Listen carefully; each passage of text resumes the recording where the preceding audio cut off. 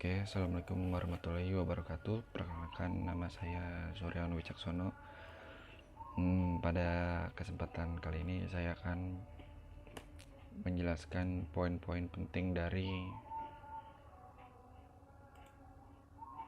apa itu definisi dari korupsi, integritas dalam korupsi, faktor-faktor penyebab korupsi, tindak-tindak korupsi, dan lalu pencegahan korupsi pada pelayanan publik dan peran mahasiswa dalam memberantas korupsi. Untuk yang pertama, apa sih korupsi itu? Menurut dari Inspektorat Kebumenkap.go.id, korupsi adalah menurut Undang-Undang Nomor 31 Tahun 1999, Undang-Undang Nomor 20 Tahun 2001 tentang pemberantasan tindak pidana korupsi adalah tindakan melawan hukum dengan maksud memperkaya diri untuk diri sendiri, orang lain, atau korupsi yang berakibat merugikan negara atau perekonomian negara. Secara gamblang dalam Undang-Undang Nomor 31 Tahun 1999 dan UU Nomor 20 Tahun 2001, tindak pidana korupsi dijelaskan dalam pasal 13 pasal. Berdasarkan pasal-pasal tersebut, korupsi dirumuskan ke dalam 30 bentuk jenis tindak pidana korupsi. Dan dari 30 jenis tindak pidana korupsi, pada dasarnya dikelompokkan dalam 7 kelompok pidana korupsi dan tindak pidana lain yang berkaitan dengan tindak pidana korupsi, yakni sebagai berikut. Pertama, merugikan keuangan negara. Salah satu contohnya melawan hukum dan untuk memperkaya diri sendiri atau orang lain atau suatu korporasi dan dapat merugikan keuangan negara. Dan yang kedua yaitu suap menyuap. Contoh dari suap menyuap yaitu menyuap pegawai negeri, memberi hadiah kepada pegawai negeri karena jabatannya, pegawai negeri menerima suap, lalu menyuap hakim, menyuap advokat, dan lain-lain. Dan yang ketiga yaitu penggelapan dalam jabatan. Pegawai negeri menggelapkan uang atau membiarkan penggelapan atau membantu melakukan perbuatan itu. Dan yang keempat, pemerasan. Contoh dari pemerasan yaitu pegawai negeri menyalahgunakan kekuasaan untuk memaksa seseorang memberikan sesuatu, membayar atau menerima pembayaran dengan potongan atau mengerjakan sesuatu untuk dirinya. Lalu yang kelima, melakukan perbuatan curang. Salah satu contohnya seperti pengawas proyek membiarkan perbuatan curang. Atau contoh lainnya, rekan TNI atau Polri berbuat curang, pegawai negeri, dan yaitu. Dan yang keenam, benturan kepentingan dalam pengadaan. Contoh dari benturan kepentingan dalam pengadaan yaitu pegawai negeri turut serta dalam pengadaan yang diurusnya. Dan yang ketujuh adalah gratifikasi. Ya, untuk contoh dari gratifikasi ini yaitu pegawai negeri yang berhubungan dengan jabatan atau kewenangannya menerima gratifikasi dan tidak lapor KPK dalam jangka waktu 30 hari. Oke. Dan yang kedua yaitu integritas korupsi.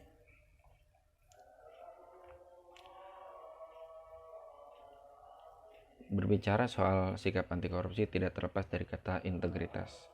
Seorang yang menjaga integritas akan memiliki sikap yang mencegahnya untuk melakukan tindak korupsi. Karena itulah nilai-nilai integritas menjadi salah satu hal penting dalam pencegahan korupsi. KPK merilis 9 nilai integritas yang bisa mencegah terjadinya tindak korupsi. Kesembilan nilai itu adalah jujur, peduli, mandiri, disiplin, tanggung jawab, kerja keras, sederhana, berani, dan adil. Secara singkat, mari saya akan menjelaskan sedikit ke-9 dari nilai integritas ini. Yang pertama, jujur. Jujur adalah sikap lurus hati, tidak berbohong, tidak curang, dan tulus ikhlas. Yang kedua yaitu tanggung jawab. Seseorang yang bertanggung jawab berani untuk mengakui kesalahan yang dilakukan. Mereka juga amanah dan dapat diandalkan. Oke, yang ketiga, disiplin. Disiplin adalah sikap mental untuk melakukan hal-hal yang seharusnya pada saat yang tepat dan benar, menghargai waktu.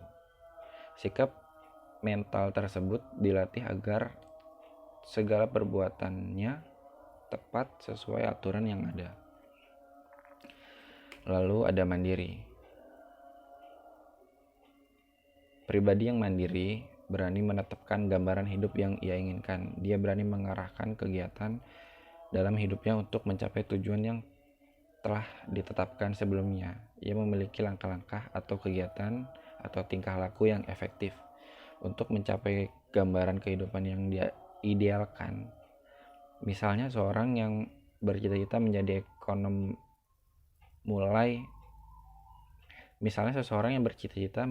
ekonom mulai sekarang belajar dengan sungguh-sungguh mengenai masalah ekonomi dan tidak berleha-leha.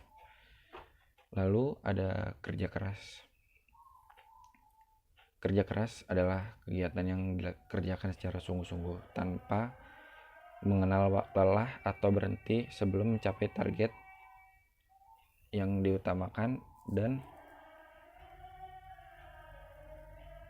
mengutamakan kepuasan hasil pada setiap kegiatan yang dilakukan. Lalu ada sederhana. Sederhana juga berarti hidup secara wajar. Artinya seseorang mampu menggunakan hartanya sesuai dengan kebutuhan yang ada.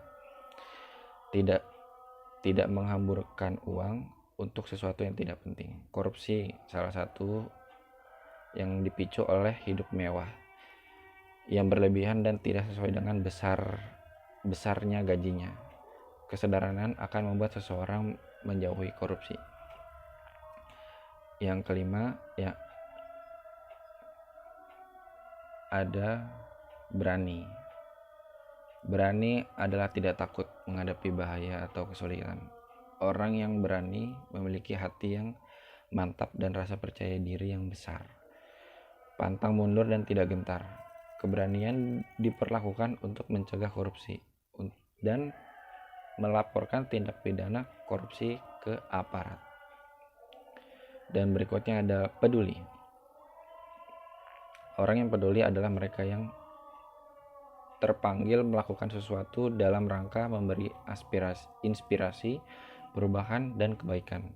Peduli berarti kita mengasihi dan memperlakukan orang lain sebagaimana kita ingin dikasihi atau diperlakukan. Dengan kepedulian, kita menjadikan dunia ini sebagai tempat tinggal yang nyaman dan damai bagi semua makhluk. Dan yang terakhir ada adil. Adil berarti seseorang yang adil selalu bersikap imparsial, tidak memihak kecuali kepada kebenaran. Bukan berpihak karena pertemanan, persamaan suku, bangsa maupun agama. Sehingga penilaian, kesaksian, dan keputusan hukum hendaknya berdasar pada kebenaran walaupun kepada diri sendiri. Sikap ini pada akhirnya akan mencegah konflik kepentingan yang menjadi salah satu cikal bakal korupsi. Oke, lalu selanjutnya ada faktor-faktor penyebab korupsi. Kenapa sih masih banyak yang korupsi?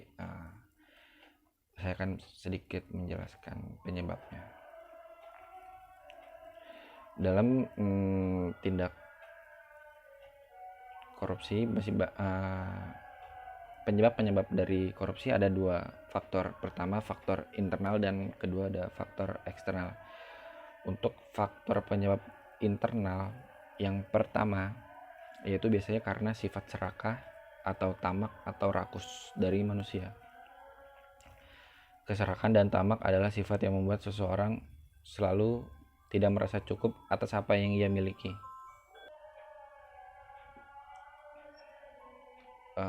Selalu ingin lebih, dan dengan sifat tamak seseorang menjadi berlebihan untuk mencintai harta. Ya, dan yang kedua ada gaya hidup konsumtif atau berperilaku serakah ditambah gaya hidup yang konsumtif menjadi faktor pendorong korupsi secara internal. Dan yang ketiga ada moral yang lemah. Seseorang dengan moral yang lemah mudah tergoda untuk melakukan korupsi. Aspek lemah moral biasanya lemah keimanan, kejujuran, atau rasa malu untuk melakukan tindakan korupsi. Dan yang kedua, faktor penyebab dari untuk melakukan korupsi ada faktor eksternal. Dan untuk pertama, faktor penyebab eksternalnya yaitu pertama aspek sosial.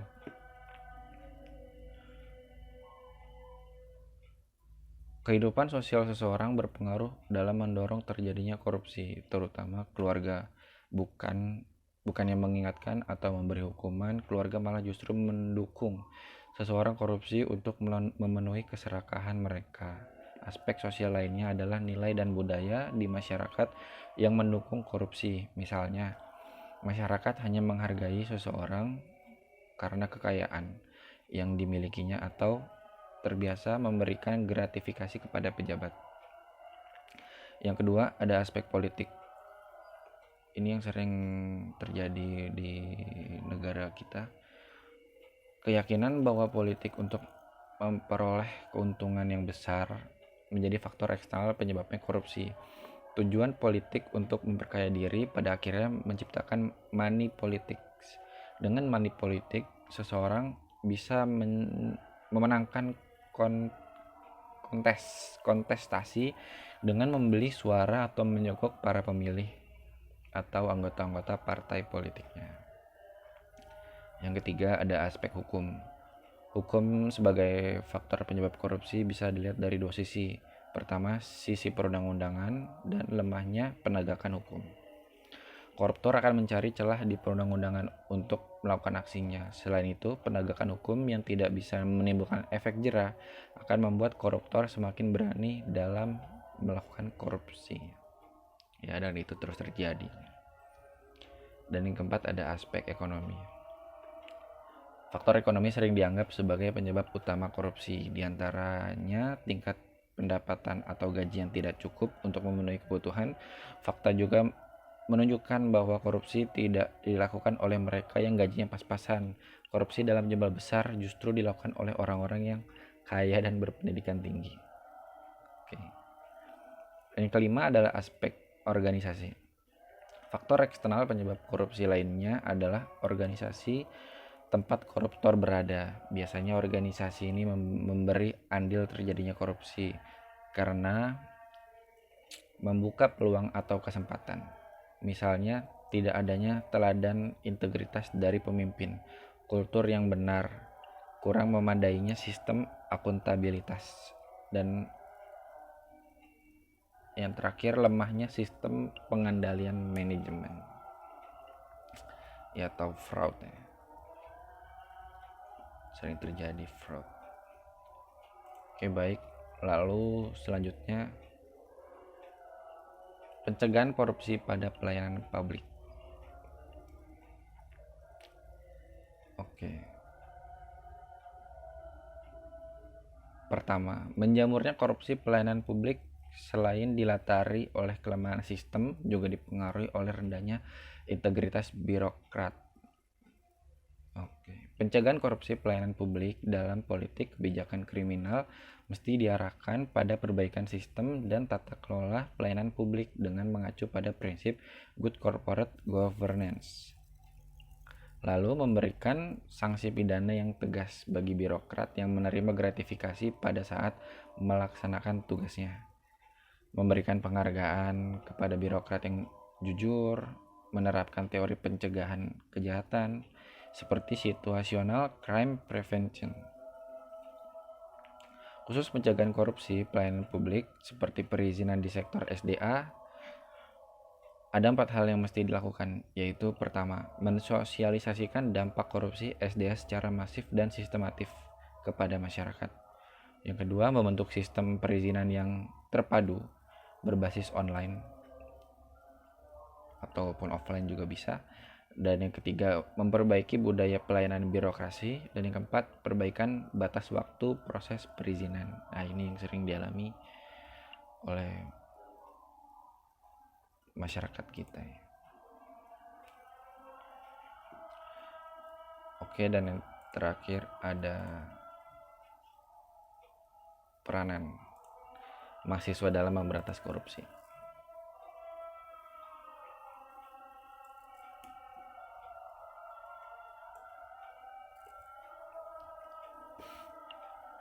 Oke.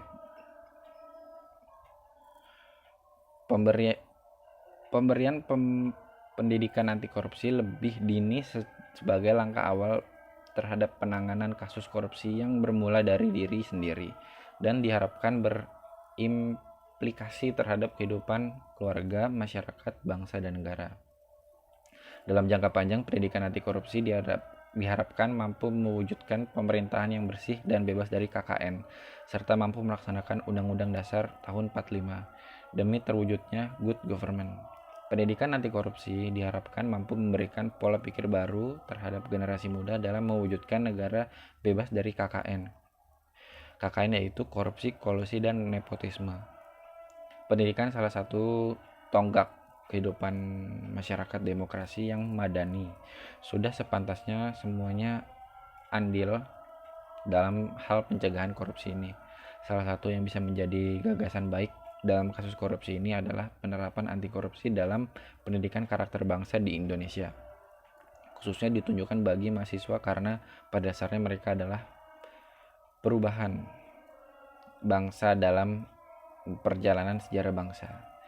Dengan kemampuan intelektual yang tinggi, jiwa muda yang penuh semangat dan idealisme yang murni telah terbukti bahwa mahasiswa selalu mengambil peran yang penting dalam sejarah perjalanan bangsa ini. Dalam beberapa peristiwa besar perjalanan bangsa negara ini telah terbukti mahasiswa berperan penting sebagai agen perubahan atau agent of change. Korupsi masih terjadi secara masif dan sistematif, menyebar secara vertikal dan horizontal. Praktiknya bias berlangsung dimanapun di lembaga negara, lembaga private, hingga kehidupan sehari-hari. Sebagai motor penggerak, mahasiswa harus berperan aktif dalam pencegahan korupsi dengan melakukan berbagai kegiatan yang terkait dengan Tridharma perguruan tinggi. Dan saran dari saya, keterlibatan mahasiswa dalam upaya pemberantasan korupsi tentu tidak pada upaya penindakan yang merupakan kewenangan institusi penegak hukum.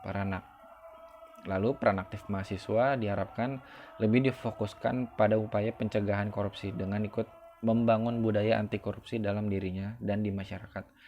Untuk dapat berperan aktif, mahasiswa perlu dibekali dengan pengetahuan tentang korupsi dan pemberantasannya. Ya, inilah manfaat dari pendidikan anti korupsi, teman-teman. Dan sehingga mahasiswa dapat memahami dan menerapkan nilai-nilai anti korupsi dalam kehidupan sehari-hari. Oke, baik, sekian dari saya. Itulah beberapa poin-poin yang bisa saya jelaskan untuk memenuhi tugas besar 2 dari mata kuliah pendidikan anti korupsi ini. Terima kasih dari saya.